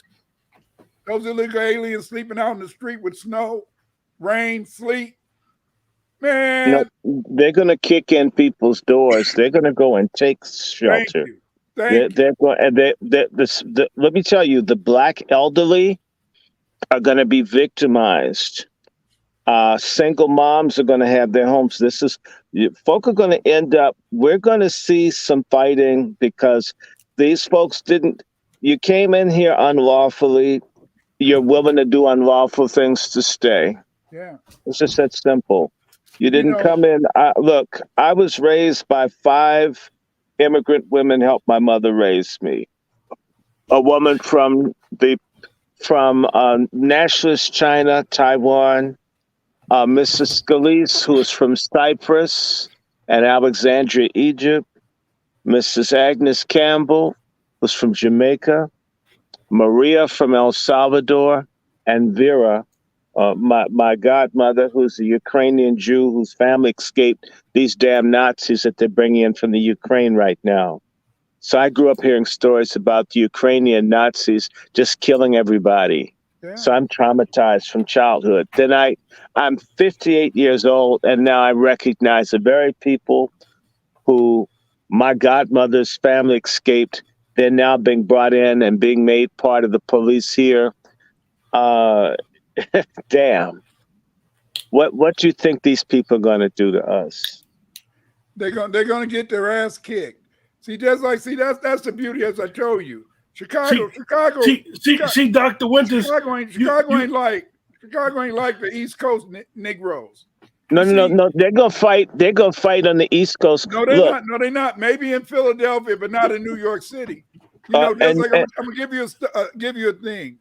During the pandemic, the little old black ladies was trying to ride what we call the L train, the subway, and they had to go on the subway to go to work. So these are these Spanish gangbangers out in a suburb called Cicero. They was coming into the city beating up on the old black ladies. So some of the gangbangers from the South Side had a tete-a-tete with them, head-to-head talk. They blew that motherfucker away, and you know what? Once they blew him away, they started messing with them damn sisters. This is Chicago, baby. It's Chicago. We don't talk ish. We do ish. Now, as you guys can see, Dr. Winters has his Chicago spirit. But I'm old. But I will say, just from looking from afar, and I haven't been, as we would say, to the city in a minute. New York has become Tetherland. Yeah, it has. So let's be honest. Adams don't even know what he's doing right now, and New York might be worse than Chicago is when it comes to the illegals. Dr. Short, you were saying something? Go ahead. I agree that New York is Tetherland, and part of what's going to happen, and actually we're going to be blessed by New York. You know why? A lot of the people in New York that are from other places that are tethers have never really had to understand what America is and can do. Yes. When they get jacked up by this, by the way, it's the same way a Nigerian guy was using all this very nasty commentary to talk to me via Twitter. And my response to him, it's really nice.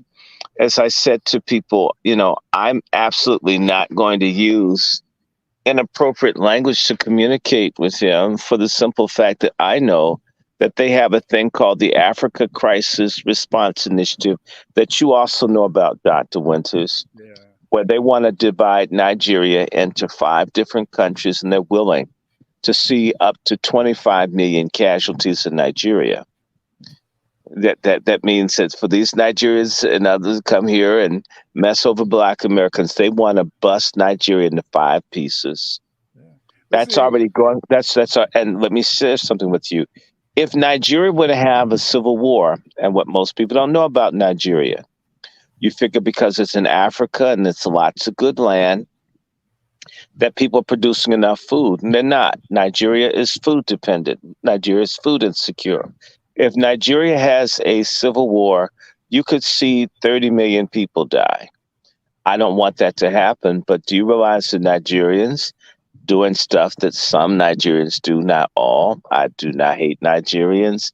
I am, depending on whose DNA test, I range somewhere from 20 to 50% Nigerian DNA. Yeah. Okay, I'm not out here trying to hate Nigerians, but a lot of Nigerians, they they are what zero sum game. The ends justify the means. They're mercenary. They'll do Yeah. whatever it takes to get what they want, no matter who they have to walk on. That reputation is global. You guys, the two of you, tell me if Nigeria were having a civil war and millions of refugees from Nigeria wanted to come to America, what do you think the United States government response would be? Hell no. Absolutely What they not. doing with Haiti? Send them back. They ain't No, they coming here. wouldn't. They wouldn't get here. No. Name a place in the world where Nigerian refugees would be welcome. You see what happened in Ukraine when the war started? They wouldn't even help them out the country. You know. And I knew Nigerians in Ukraine. I hope they're alive. I haven't heard from them in over a year. So what I'm saying to you, that a lot of stuff that's happening in the world, a lot of people here in America, they're doing really incredibly stupid things, Yeah. really nasty things to Black Americans. And the pendulum is swinging in another direction. And by the way, I want to say this to everybody listening. One of the few things that I'm very happy about, and I'm not talking about any reactionary Nazi type people. I'm not talking about the mass shooter in Jacksonville or in Buffalo or any or any place like that. But the white folks who love America right now are the best friends you and I have because they want that damn border closed.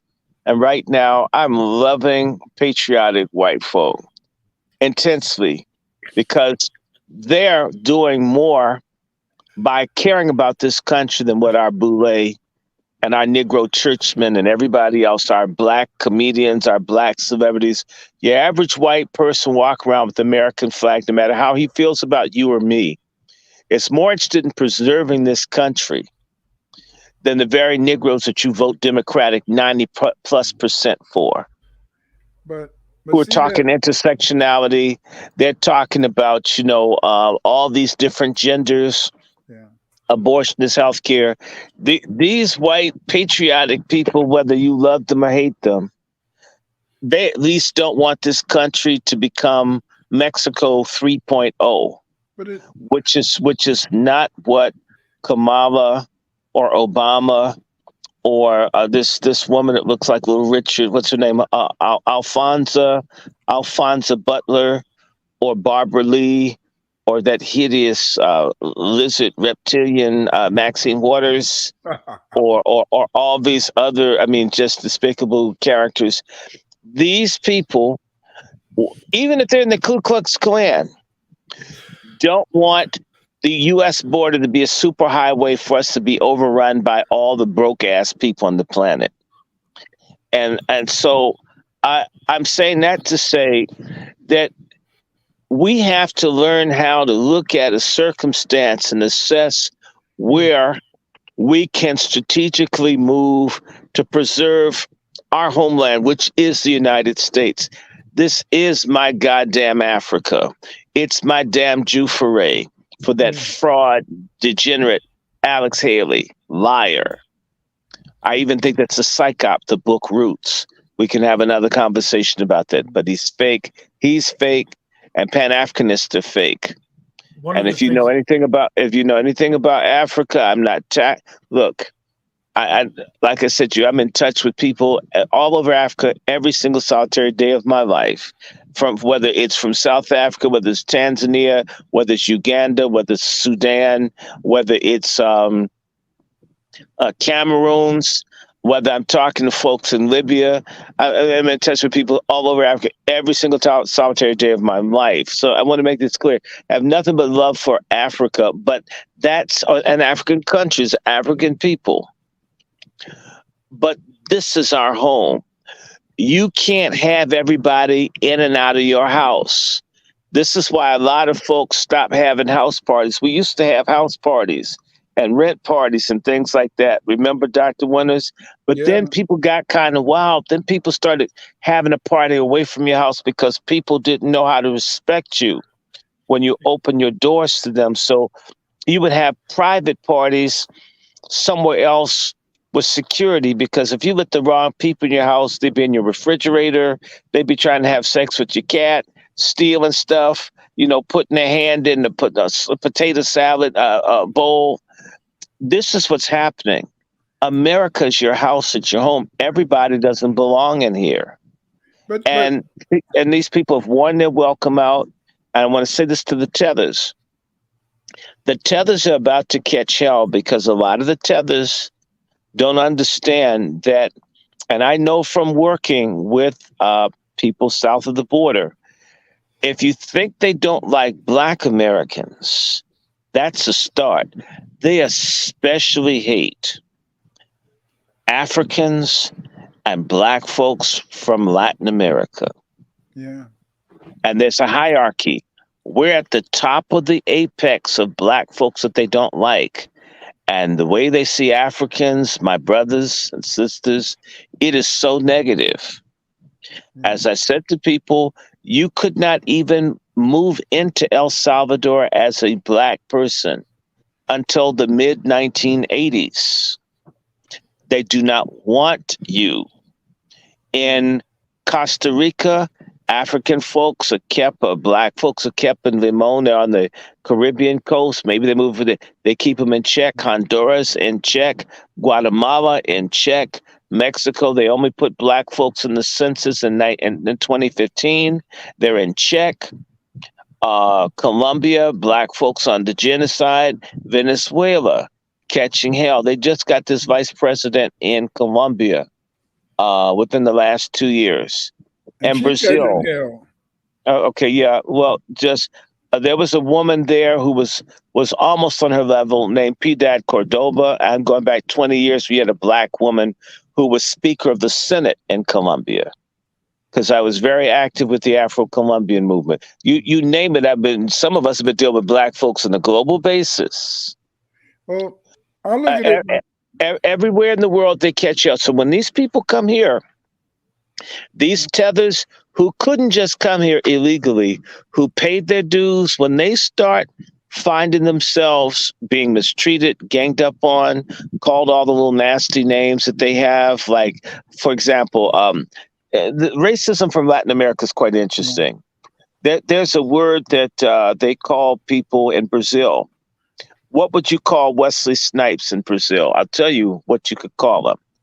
I'll give you the obvious one, negão, which is like big nigger, although he's short. But there are other ones like frango do céu, which means sky chicken or vulture. Or the bigger one is urubu. It's like a crow. I mean, throughout those countries, they all have these nasty little names for Black people. Or you can call someone pneus, right? For tires, because you have lips so thick. They literally had a brand of tires that were named for Black people's lips in South America. I'm just trying. So these people coming here, they haven't been changed. They're going to apply that prejudice to these people. And plus, they're not American nationals. They're going to really dog them. And here's what's going to happen. The tethers from the Caribbean, they're phonies. And from Africa, they're phonies. They welcome in these other people because they see them as allies to attack Black Americans. You know what ultimately happens?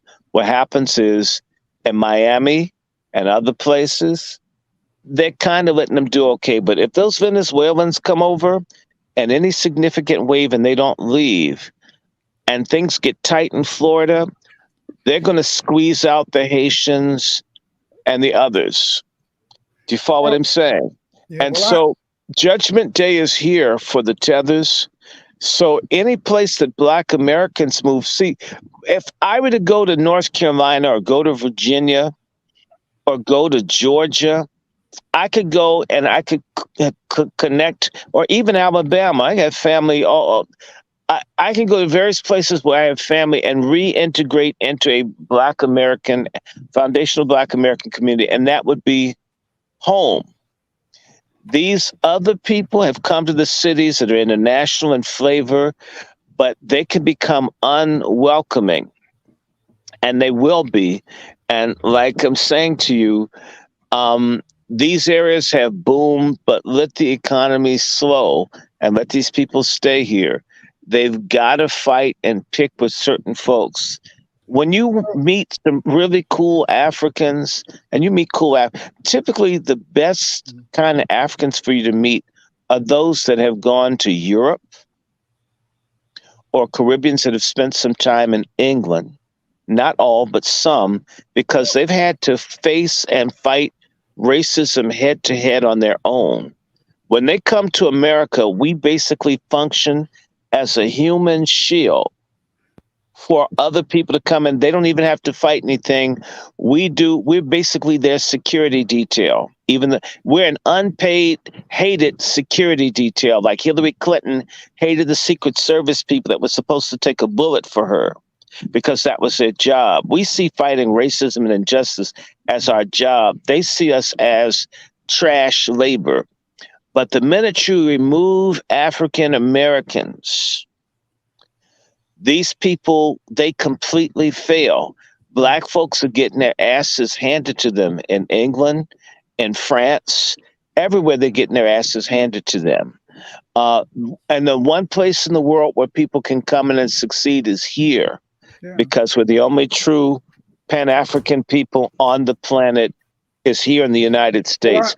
Once you remove us, they will fight amongst each other. They will not be able to have a united front because they can't stand each other. What unifies them is what unifies the white supremacists. They do not like people from Poland and Ukraine, but you know what? They can all get angry at Black folks who've never bothered them. So they have this artificial unity. Remove the adhesive and they'll fall apart. And so that's what you're going to begin to see happen. So when you meet someone from England that really knows, they're halfway cool towards you. They're not tripping like, oh, you're Black, I hate you. But some of the ones who haven't really had to do that, they'll learn. I didn't say everybody from England's cool, but some are. Some of the ones from France are. Some of the ones from Belgium are, because they actually have a taste of what it is that we know. You see, we're unique, we're special, we're who we are, we're a particular people. Something that the goddamn liar Pan-Africanists say, oh, you're just an African. Bullshit. Africa's a continent.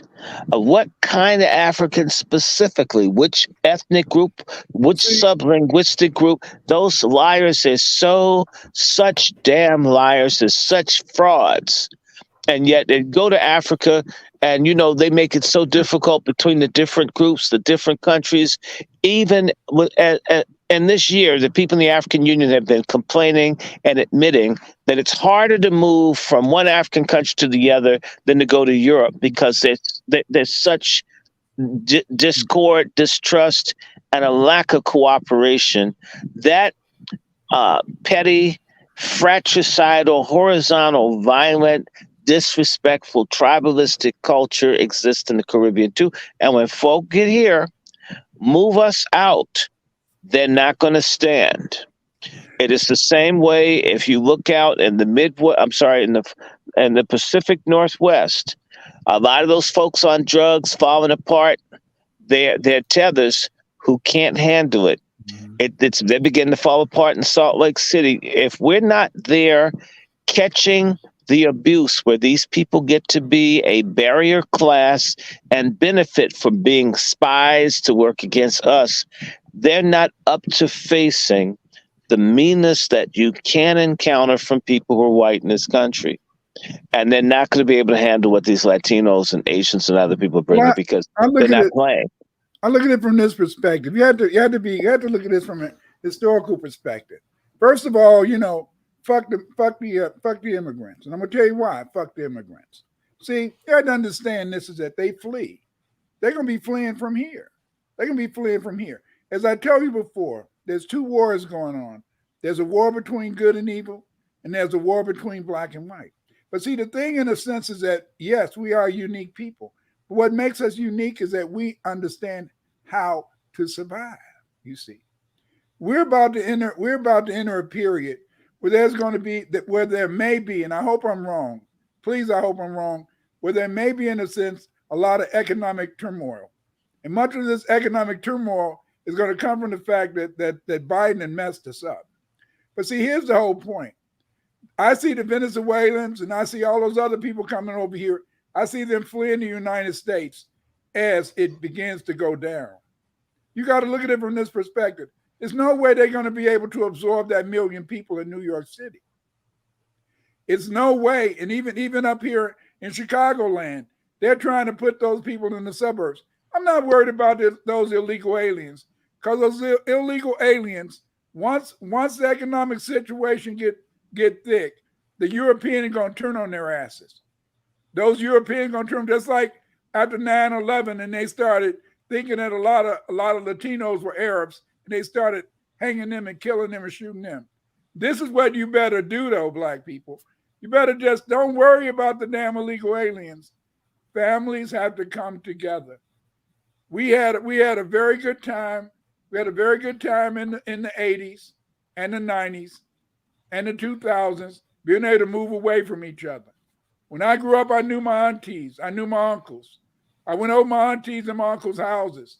We ate together. We celebrated holidays together. We lost that. We're about to see, but God is wonderful. God is beautiful. God is going to push us back together, in that the only way we're going to survive in these times that are coming up is to stick together. Don't worry about no damn aliens. Don't worry about the Asians. They don't matter, because see, everything is individual. When I was growing up, you know what the best sandwich was? Q. Syrup sandwich. Oh shit. Yes, sirs. A syrup sandwich, a sugar sandwich. We talk about grassroots, right? Right? You remember when your mama, I don't know, my mama, she used to just get some flour and cook some, that make some biscuits. We was eating homemade biscuits. We was eating hot water cornbread. We was eating greens, all that type of ish. But we stuck together. See, we stuck together as families. Family. If you expect to make it in the next 3 or 4 years, don't worry about the damn Congressional Black Congress. Don't worry about the immigrants. Get back with your family. Get back with your brothers, your sisters, and your children. See, my kids, they don't know nothing about a damn sugar sandwich. They say, what? And don't say nothing. Oh, and the best damn sandwich you could get was a damn butter sandwich with sugar on it. Yes. I remember when black people was eating damn cornflakes with damn water. But you know what? We survived. Family. We are going into a time where the only people that are going to survive are those people who recognize that we are one. And it begins with the individual family. You see? Yes, you can't change everything, but I learned back in the 70s and 80s with all these spies.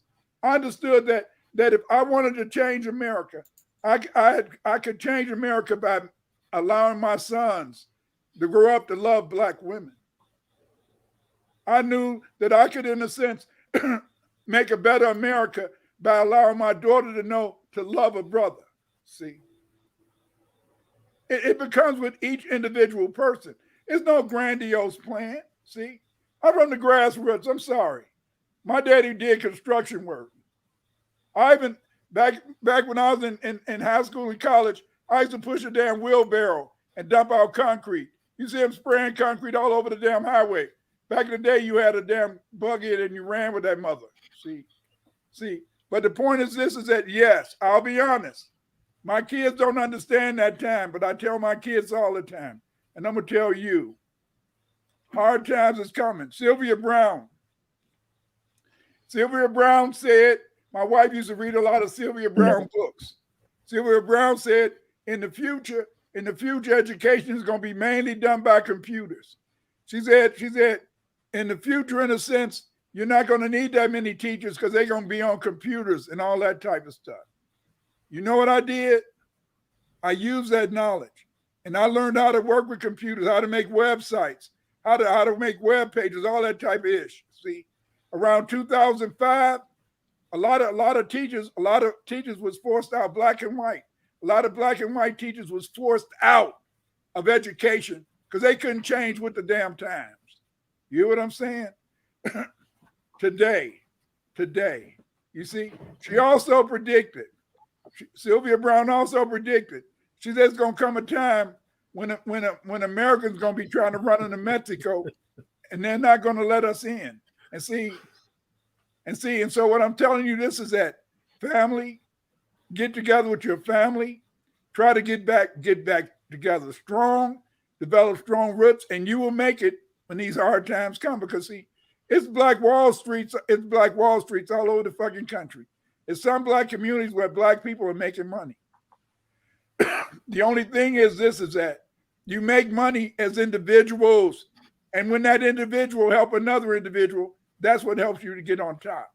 You can never expect 10 people are going to stick together. But if one person sticks together with another person who sticks together with another person, before you know what, you got 10, 20, 30, 40, 50. See, the secret of Black America is not worrying about the white man. The secret of Black America is my mom and my daddy taught me, nigga what? Nigga what? You better think of a way. You got to think of a way to maneuver around that white man. See. I put the link. No, I'll answer that question later. But Dr. Short, you want to give us some final words? Well, look, I'm going to say this. For all you ladies out there, you need to invest in getting a Rape-X condoms and some small arms because Donald Trump told the truth that you have a serious rape problem all over Latin. They rape the women. In fact, I was at a meeting talking about the border in 2017, and one of the people that worked in the border talked about a girl that they had found who was about 4 or 5 years old who'd been left for dead. She was badly dehydrated. When they took her in and examined her, this girl had the semen of about 40 men inside of her. They had ran a train on a 4 or 5 year old girl. They effectively tried to fuck her to death and left her behind. All over the border, they have what are called rape trees where the women have to take off their drawers and get raped in the vagina and in the anus.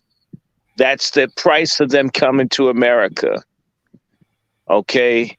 And so, ladies, in particular, all the little idiot Trump-hating types out there, I know you're out here. You need to invest in what's called a Rape-X condom. It's a condom that was invented in South Africa that you can put inside of your private. And if a man forces himself in you, it stabs him in the penis and it can incapacitate him so you can get away. And it is impossible to be taken off without medical procedures being done. That way the police would know to report that person, because there are agreements between law enforcement and the cities to do virtually nothing about the crime that these illegals commit. So you ladies are expected to be sexual human sacrifices to the lust of these people. So if you don't want to be a street booty beast of burden, you need to get yourself some self-defense stuff. You need to get some weaponry. You need to get Rape-X condoms. Put it on, and trust me, in South Africa, the men became afraid of raping women because he could dive inside of you and get his penis impaled. And he didn't know who to rape.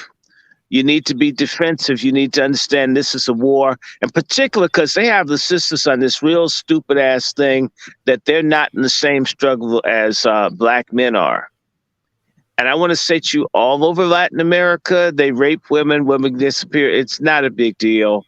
Women really don't have a lot of value for all the, in particular for Black culture, the women have an exaggerated sense of themselves. That doesn't mean a goddamn thing once you leave the United States. I mean, somebody, and I'm not talking some manosphere shit. I'm talking about just real stuff. And so you guys are going to encounter people from a super sexist, misogynistic culture. You don't know what misogyny is until you deal with some of these people from these other countries. And they're coming. And they're young. They're horny. They don't have enough money to bring women over from their country. And if they can't afford to pay for sex, how are they going to get it? Ta-da! So, when they will rape women, if you understand anything about the people coming here, these women have been raped. These women know, these Latino women just basically know they got to just give it up, right? And so, line up around the tree and just get screwed by everybody. And it's not like they're going to wear deodorant and they may have head lice or even bed bugs. You are going to have to deal with this. Children will go missing if we don't wake up. You got to grow up. You got to watch your surroundings. And you know what? You're going to need some goddamn men. Men do have value. You're going to need some toxic testosterone to protect your asses. Grow the hell up. Feminism is a goddamn lie. I believe in women's rights. I also believe in women's wrongs. I believe that men have rights too. Grow up, wake up, and the Democrats, and by the way, sisters, all these women politicians are liars getting money from Emily's List, which also supports illegals. They want abortions for the black women primarily and white women to a less degree, but they want the other people to have their babies here.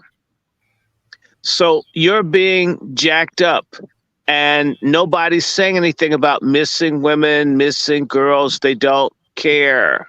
If you didn't hear about this big thing called buyer's remorse in Ohio, where they caught 160 sex traffickers and folks messing with kids, and they liberated 106 people and arrested 160.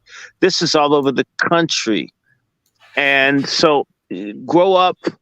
You do too need men. It's a goddamn lie that men and women don't need each other. And it's a bigger lie that you could just make it all by yourself. You need to watch the news, and every so many days, there's some stud, mannish woman that wants to go out and be with nature that either gets killed by a bear or dehydrates and dies, and they find their remains. And, I guess it's her body, her choice. But would you like for us to say it's your body, your choice when these guys want to rip you? And yes, I'm patronizing you because I'm a patriarch. And that's the biggest problem is patriarch is missing. We're going to bring that shit back. Say it loud. We're patriarchs and proud. Feminism must go.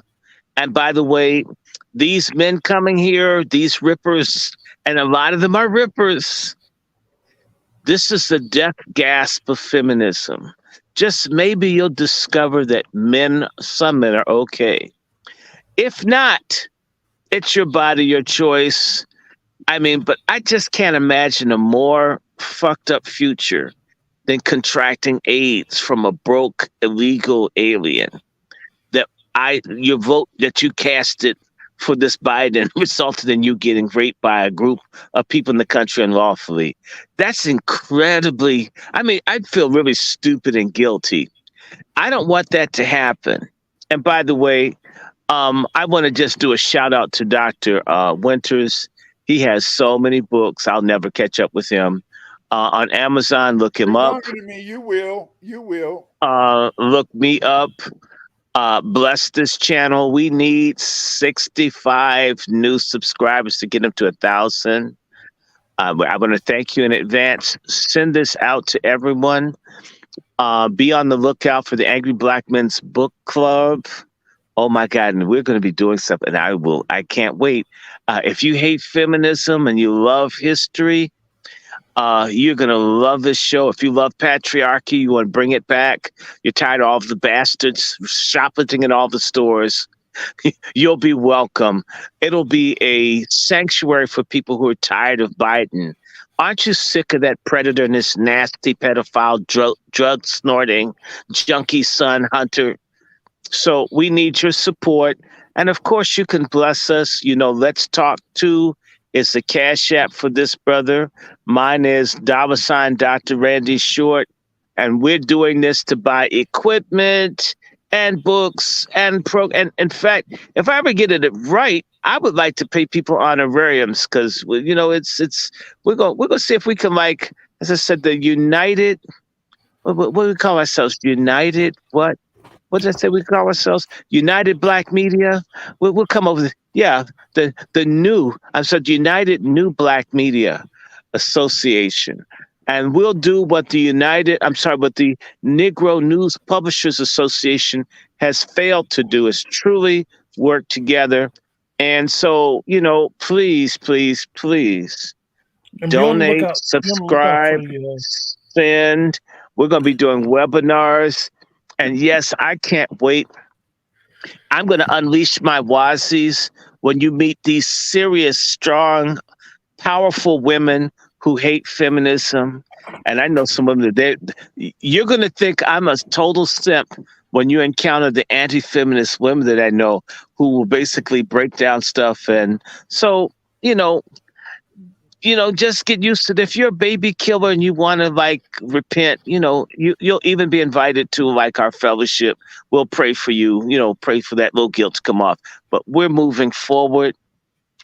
And this is not the manosphere. I look forward to messing with them.